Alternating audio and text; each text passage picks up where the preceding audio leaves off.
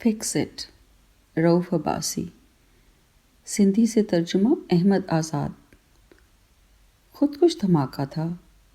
آس پاس کھڑے لوگوں میں سے ایک آدمی منمنایا، نہیں، حملہ تھا۔ اسی ہجوم میں کھڑے ایک اور آدمی نے کہا، پھر یہ پولیس نے کس کے حکم پر واردات مٹا دی؟ کون سی واردات؟ لوگوں کا ہجوم اس لوکیشن پر بڑھتا ہی جا رہا تھا۔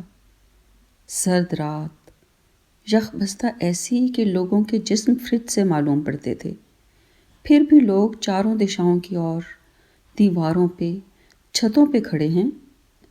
باغ کے صدر دروازے کے بھیتر سے ہزاروں لوگوں کا ہجوم تتر بتر ہو گیا۔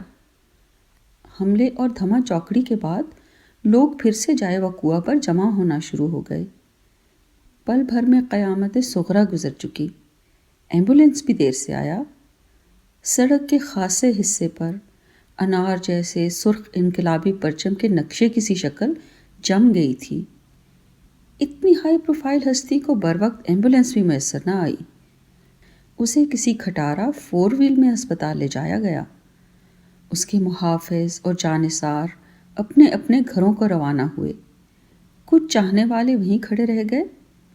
وہ ہستی زندگی کی جنگ لڑتی ہوئی ماری گئی۔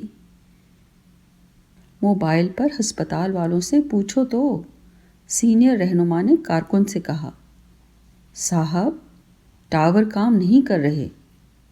ہاں؟ ٹاور کام نہیں کر رہے؟ اس نے حیرت سے پوچھا تھا۔ پھر تو یہ فکس اٹ ہے۔